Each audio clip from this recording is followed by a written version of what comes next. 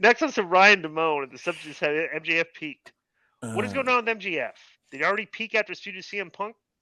Since then, what has he done? He cut a silly Katie Vick promo, ruined his feud with Wardlow, wore a silly devil mask that was never explained, had a now cut another shocking promo on how he wants to take pills because his girlfriend broke up with him.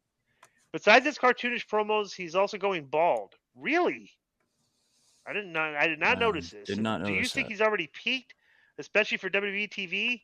I bet in 2 years, Stacks from the NXT will be a bigger star than MJF. That's a common viewpoint right now on I mean Stacks? on no on Twitter and like articles and that MJF's become kind of repetitive. Do you guys But feel that's that? not his fault. They're booking the exact same angle. He does the exact same angle, and he comes up there and just has to deliver on the mic and be edgy to try to stay relevant because his angles are, bro. These angles are lame. Okay, tell me I one mean, person, Joe, that's better on the mic than him in that promotion. I don't know about better, but I mean Jericho and Moxley are your top mic I guys. said better. Right. Nah, I can't name anybody. so he's not He's stale. on a whole nother level, dude. And Right. if you guys can't, this guy right here obviously doesn't like him. It's like when Yeah. Billy talked about Cody. It's like you can't convince him because he already has a predetermined hate for him, just like Joe does for Joe Biden. So if you can't open up your mind to understand, this is one of the most. This guy's on a whole nother level, dude.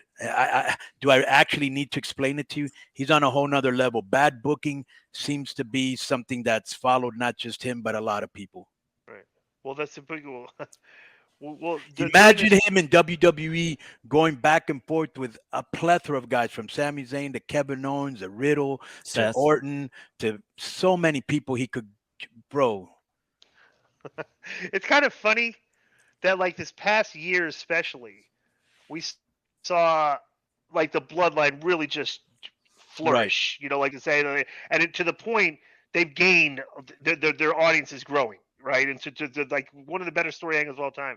Well, the Meltzer Awards came out, and like anybody that's like objectively watching wrestling and like turning stuff would just assume that like the top awards would be going to Roman, whoever's writing SmackDown, the Usos, Right.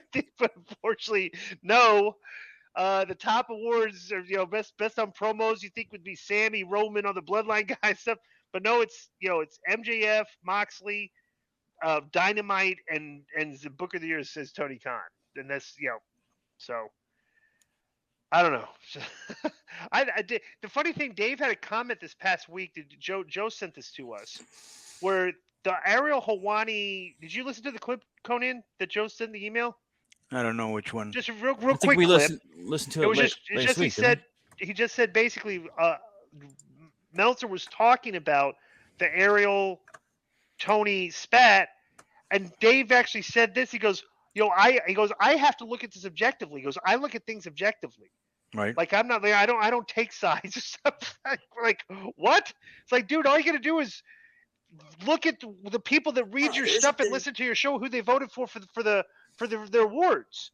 It's like it's very obvious that you have a bias, So, um, You like want if you don't think that Roman Reigns is the best wrestler on the planet right now, it's like you do not know what you're talking about. I mean, I'm Yeah, sorry. but It's he just didn't vote. It was the you know, fans, right? yeah, fans, but the fans of wrestlers, his journalists. views, the fans that read his material, the fans that So I don't know. I don't want to. We could get we could discuss Meltzer's ratings all day, but we did enough last week. I liked our rankings better actually.